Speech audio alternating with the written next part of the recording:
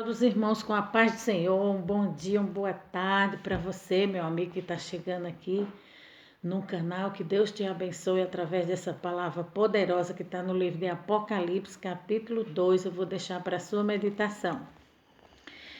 Que fala assim: escreva ao anjo da igreja de Éfeso, isto diz aquele que tem na sua destra as 7 estrelas, que anda no meio dos 7 castiçais de ouro. Conheça as tuas obras e o teu trabalho, e a tua paciência, e que não podes sofrer os maus, e puseste à prova os que dizem ser apóstolo e o não são, e tu o achastes mentiroso. E sofrestes e tem paciências e trabalhaste pelo meu nome, e não te cansaste. Tenho, porém, contra ti que deixasse o teu primeiro amor. Então, aqui Deus está dando uma advertência, né? Nessa carta aqui, que é para a igreja de Éfeso, Deus está dando uma advertência que a igreja precisa voltar para o seu primeiro amor, para as primeiras obras, né? Aí aqui nós vamos ver o que o comentarista está falando a respeito dessa palavra. Meus irmãos e irmãs, essa carta de Jesus Cristo é a igreja de Éfeso, é na verdade uma carta de Jesus para você e para mim. Não devemos abordar esse assunto como se nós tivesse tratado de um tema qualquer ou remoto, numa geografia distante, pro-destinatário, né? A palavra remoto, irmão, significa que ocorreu há muito tempo, né? Aí aqui um distante, pro-destinatário distante. Nessa noite, Jesus está tratando com você e comigo. Eu vou ser apenas o portador, mas a mensagem é de Cristo. Quando Jesus manda essa carta à igreja de Éfeso, vale entender que ele estava preso, deportado, degradado nessa ilha vulcânica do Maregeu, a ilha de Patmos, por ordem do imperador Domiciliano, que foi considerado o segundo Nero por causa da crueldade que ele perseguiu a igreja. Isso era depois do anos 90, talvez aí por volta de 94, 96, depois de Cristo, quando todos os apóstolos de Cristo já estavam mortos, todos pelos viés do martírio. João era o último representante do grupo apostólico vivo, e agora na sua velhice ele é arrancado da igreja de Éfeso, onde era o pastor, e levado para essa ilha vulcânica. Ele está falando aqui do escritor do livro de Apocalipse, que foi o apóstolo João, né? Discípulo do Senhor, que escreveu. Era uma espécie de colônia penal. E é aqui quando Domiciliano pensava que seria o seu fim, que seria o fim da igreja perseguida e massacrada. Jesus apareceu para João nessa ilha, abre uma porta no céu e revela para João as coisas que deveriam acontecer. E o primeiro o primeiro expediente de Jesus é enviar cartas às 7 igrejas, e a primeira carta é endereçada à capital da Ásia Menor, exatamente a igreja que João pastoreava. É importante entender que Éfeso não era apenas a capital da Ásia Menor, mas era a maior e mais importante cidade da Ásia Menor. Essa cidade, na época, já possuía mais de 300 mil habitantes. Era uma grande metrópole para aquele tempo. Era uma cidade fortificada, marcada pela idolatria, porque aquela cidade hospedava o templo da deusa Diana, cujo templo, Janego de mármore, era uma das 7 maravilhas do mundo antigo. Os nichos do templo daquela deusa Diana aqueciam o comércio da cidade. Além do mais, essa cidade era também um dos centros mais importantes do culto ao Império Romano. Como a divindade, essa cidade era fortemente marcada pelo ocultismo. Houve um movimento espiritual nessa igreja, né? Com a palavra que Paulo pregou, né? A igreja passou um tempo de esfriamento, né? Mas Paulo veio, passou 3 anos nessa igreja de Éfeso e trouxe um avivamento através da palavra de Deus. Durante 3 anos a cidade é impactada pelo evangelho. A idolatria entra em colapsos. As pessoas em si, ao se converterem, iam queimando os seus livros de magia em praça pública e a palavra de Deus prevalece. As igrejas são plantadas em toda a província, né? Ele está falando que a obra que Paulo foi fazer aqui foi excelente, né? Que tudo que a gente for fazer para o Senhor, a gente tem que fazer como no primeiro amor, com excelência. Então, Paulo, ele estabeleceu muitas igrejas, né? E essa igreja aqui, Paulo tinha um cuidado e um carinho por ela. Depois que Paulo saiu, ficou Timóteo, depois veio João. No caso aqui era João, que era o pastor dessa igreja. Depois de algum tempo, entra uma segunda geração de crentes nessa igreja, né? No segundo versículo, Deus elogia essa igreja por amor à palavra e fidelidade. E é dinâmica e a sua perseverança. Lembra-te, pois, de onde caí, se arrepende e pratica as primeiras obras. Então, essa igreja havia esfriado, né? Havia perdido o primeiro amor. Havia perdido a dracma, né? Aquilo que a gente temos de mais valor, a nossa dracma, aquilo que nós temos de mais precioso é a palavra de Deus, a palavra de Deus e a presença de Deus na nossa vida, né? E a gente não pode perder ela por nada, né? O primeiro amor. Aqui, pratica as primeiras obras, Apocalipse 2:5. Bom, essa é a palavra que vai nortear toda a nossa caminhada. Foi a palavra que o Senhor despertou no meu coração e que, antes de eu ter a autorização de falar com vocês, me impactou me pegou primeiro. Sabe quando uma palavra vem ao encontro e choca com você, choca com o que você está vivendo? E alguns dias atrás, essa foi a palavra que veio em mim. Lembra-te, pois, de onde caíste e arrepende-te e volta às primeiras obras. Sabe quando você lê o verso 4, que são versos antes, a palavra está dizendo o seguinte: olha, eu estou rejeitando porque vocês perderam o primeiro amor. Está falando do primeiro amor, né?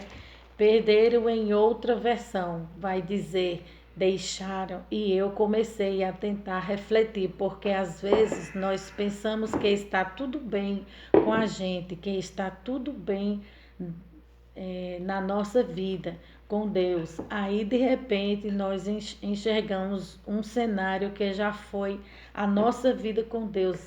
Aí a gente faz a comparação. Já parou para pensar se você pudesse ver alguns anos atrás ou talvez alguns meses atrás, você na presença de Jesus, você em momento de celebração, você na sua vida diária? Se você tivesse esse filme, talvez você sentiria vergonha de como você está agora. Por que que a Bíblia está falando?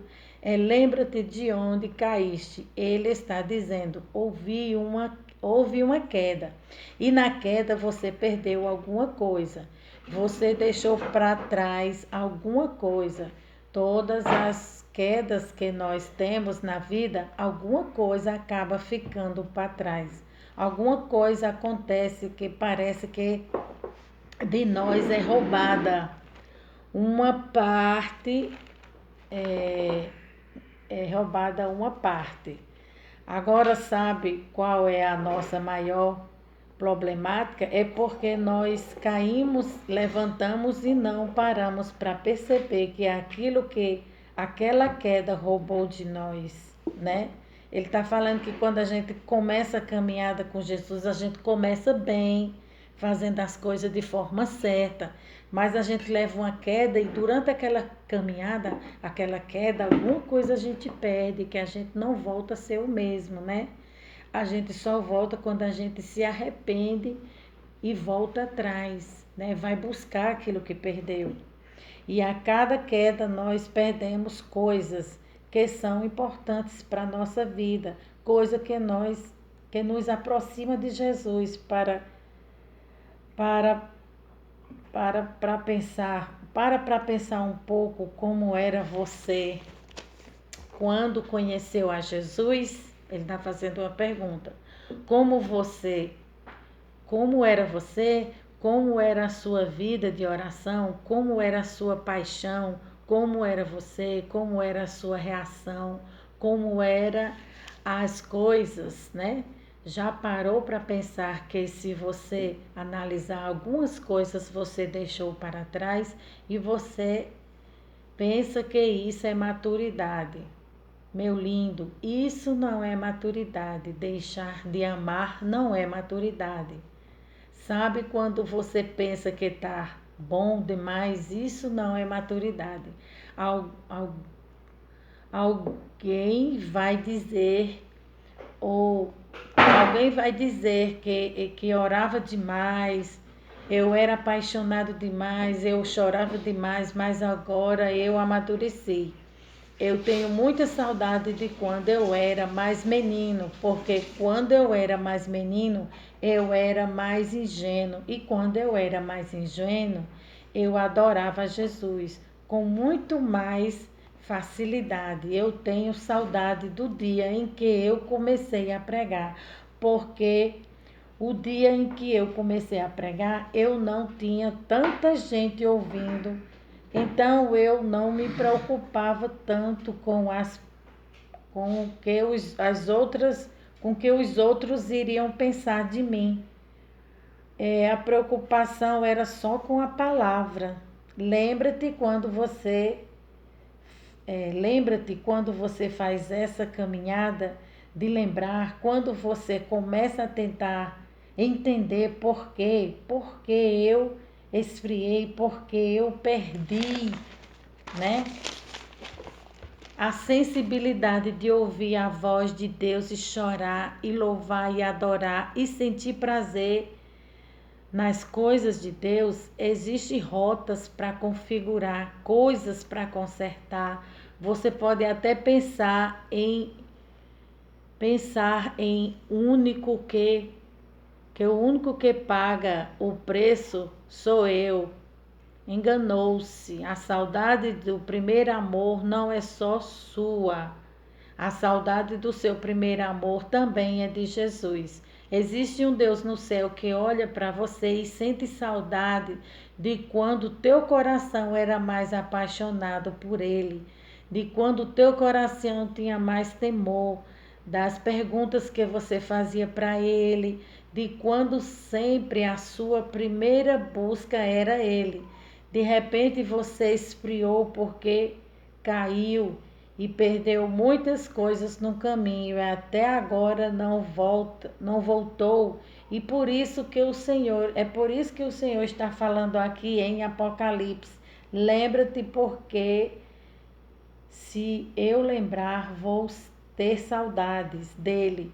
Lembra o quanto você era apaixonado por ele, você falava com muito mais paixão. E brilho nos seus olhos. Lembra-te e olha para você agora e volta por quarto de oração, volta para as campanhas, volta para as renúncias.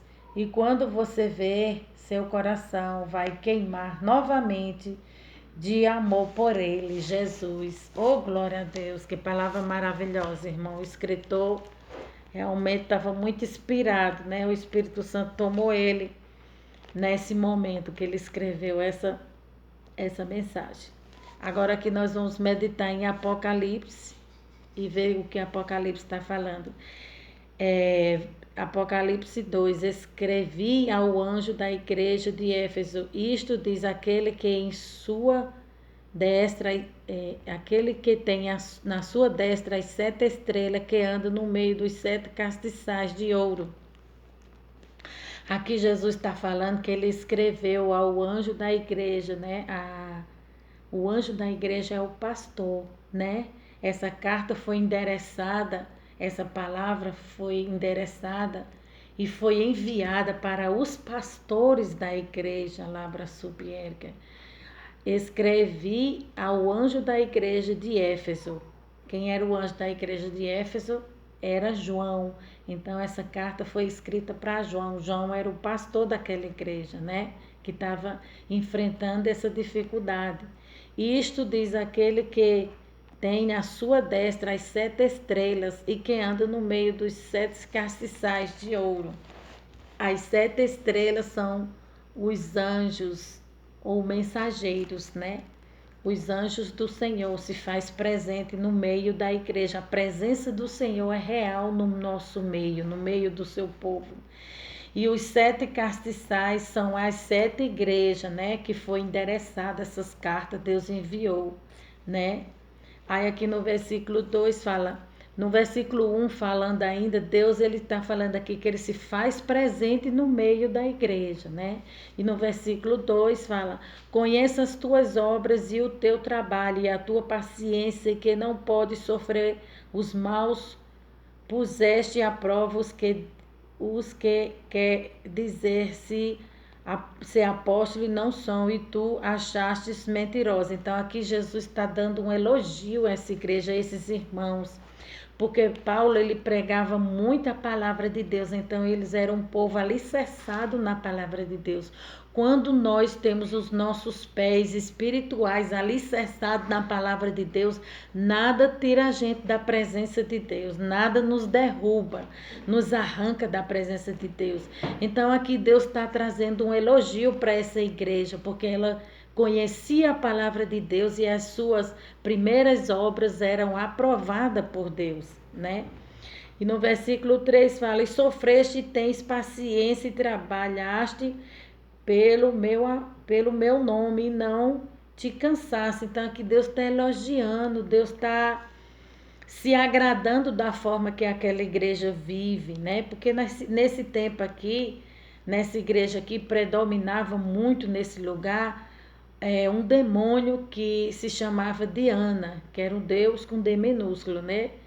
Que o deus com D minúsculo, eles são intitulados como demônio. Então, isso aqui era um demônio que imperava na época, né? E atrapalhava muito a obra da igreja aqui, mas essa igreja aqui, ela não deixava se levar por esses falsos ensinamentos, por essas falsas doutrinas, né? Desses deuses.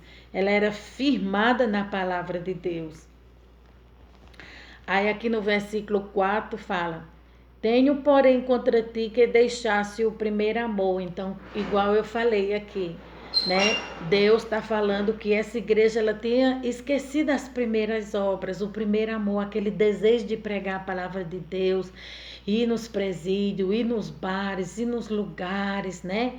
Eu lembro quando eu aceitei Jesus, eu estava vivendo aquela chama, aquele desejo, como eu preguei agora, quarta-feira na minha igreja, estava vivendo aquela chama, aquele desejo do primeiro amor, né? A gente não pode perder ele por nada.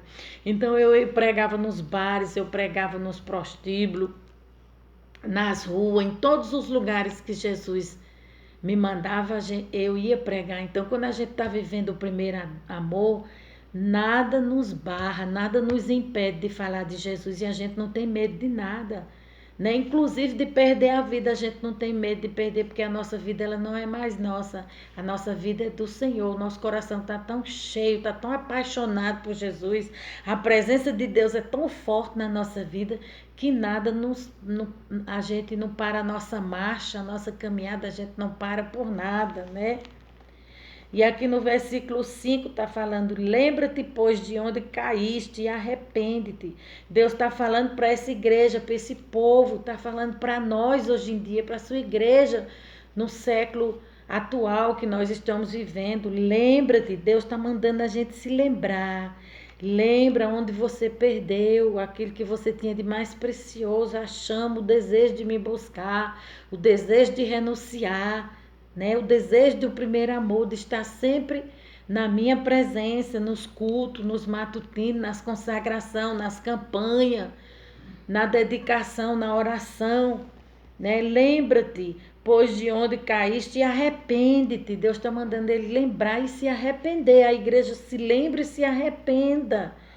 E pratique as primeiras obras, né? Vá praticar de novo, vá para os hospitais, vá falar do meu amor, vá aos cativos, vá visitar os necessitados, ajuda as viúvas, os órfãos, faça a minha obra, leve a minha palavra, né? Deus está falando aqui. Que a gente tem que fazer a obra de Deus na parte social, ajudar, né, na parte material e na parte espiritual. Aqui fala, arrepende-te e pratica as primeiras obras, quando não, brevemente a ti virei e tirarei do seu lugar o teu castiçal. Castiçal significa o quê? Aquilo que ilumina, né? O castiçal significa a presença de Deus. E se ele arrancar a presença de Deus, se Deus arrancar a presença dele da nossa vida, é o que nós temos de mais precioso. Se ele arrancar, a gente morre. E é isso que Deus está falando para aquela igreja lá, para Subierga. Eu vou arrancar minha presença da tua vida porque tu estás parado, tu não está se movimentando. O crente, o servo de Deus, a igreja do Senhor tem que se movimentar, né? Tem que agitar, tem que trabalhar. O mundo espiritual, ele fica agitado. Quando a gente está trabalhando aqui, Deus também, os anjos de Deus se põem em movimento em nosso favor. A obra de Deus não pode parar, né? A obra de Deus tem que continuar. Enquanto a gente estiver aqui na terra, a gente tem que prosseguir, continuar fazendo as primeiras obras. Aí aqui ele está dizendo que vai tirar o castiçal, se não te arrependeres, né? Se continuar com o coração frio, distante, porque a igreja que vai para o céu, ela é fervorosa. A igreja fria e a igreja morna, Deus reprova, ela não vai subir para o céu. Aquele crente que é frio e aquele crente que é morno, a Bíblia diz que é reprovado por Deus. O crente morno, Deus vomita, né? Deus vomita a igreja morna, e a igreja fria é aquela igreja sem vida, é aquela igreja que não tem a presença de Deus, não carrega mais a presença de Deus, só tem a letra, não tem vida. Então Deus está dizendo: volta para o teu primeiro amor, se arrepende, volta a fazer as primeiras obras, volta a falar comigo, volta a me adorar, igreja, que eu vou derramar fogo na tua vida. Se te arrependeres. No versículo 6 fala: tens porém isto que odeia as obras dos nicolaítas, as quais eu também odeio. Os nicolaítas eram falsos ombreiros, né? Eram ombreiros que ensinavam a palavra de Deus de forma errada. Então aqui Deus está falando que essa igreja que odiava as obras dos nicolaítas, porque eles ensinavam a fazer as coisas erradas, ensinavam tudo errado, né? E estavam contaminando as outras pessoas, estavam contaminando a igreja do Senhor. E aqui Deus está falando que essa igreja reprovava a igreja desses falsos ombreiros. E que Deus, o próprio Deus, também reprovava. Versículo 6 fala: tens, porém, isto que odeia as obras dos nicolaítas, as quais eu também odeio. Versículo 7: quem tem ouvidos, ouça o que o Espírito diz às igrejas: o que vencer, dar-lhe-ei a comer da árvore da vida, que está no meio do paraíso de Deus. Então Deus está falando que tem que ser perseverante, a igreja não pode parar de orar. A igreja vive, é a igreja que ora, é a igreja que busca o Senhor. Mesmo fraca, sem força, busque. Arranque a Bíblia diz que da fraqueza, a gente tira, da fraqueza a gente tira a força. Então busca, porque quando você menos esperar, Deus vai te renovar, Deus vai te pôr novamente de pé. Se você se arrepender da onde você caiu e começar a fazer as primeiras obras que você fazia no começo, quando você conheceu Jesus, você fazia as coisas por amor, né? Não por interesse, mas por amor. Quando a gente sai do primeiro amor, é quando a gente começa a observar os erros das outras pessoas. Aí a gente sai da posição certa. Mas quando a gente fica olhando só para Jesus, aí a gente fica na posição que Deus quer. A gente tem que ficar olhando só para Jesus, que a posição certa, né, que Deus quer da igreja, é que a igreja fica olhando só para Ele, né? E aqui Deus está falando que ela vai comer da árvore da vida. A árvore da vida significa vida eterna com Cristo. Você vai ser recompensado, você vai ser galardoado, abençoado por Deus. E aqui nós vamos fazer uma revisão, uma reflexão de tudo que de tudo que a gente reviu, de tudo aquilo que a gente viu aqui na palavra de Deus. Amor, a palavra amor significa forte, afeição por outra pessoa. 7 estrelas, que a Bíblia fala, significa anjos ou mensageiro. 7 castiçais, igrejas. Apocalipse significa revelação. A palavra Apocalipse é revelação.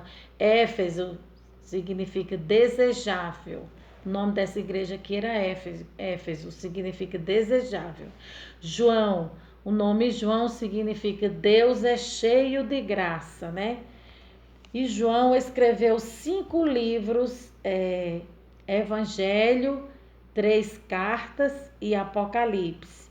Nicolaítas eram falsos ombreiros. Castiçal, o que era castiçal? Era uma peça feita de ouro batido, significa estar vivo ou em unidade, em união, né? Tem um simbolismo, né? Tudo na palavra do Senhor tem um significado, né? E aponta para Cristo. Árvore da vida significa vida eterna, né? Vida eterna ou vida com Cristo. E o nome Patmos significa mortal, né? Foi onde a ilha onde João ficou preso, né? Então essa palavra Patmos significa mortal. Agora nós vamos orar. Meu Deus e meu Pai, em nome de Jesus eu te louvo e te agradeço por essa palavra, que o Senhor venha abençoar, o Senhor venha recompensar cada um, Pai. Pai, em nome de Jesus, debaixo da tua permissão, debaixo da tua palavra, que eu falo do teu amor, falo da tua grandeza e da tua misericórdia.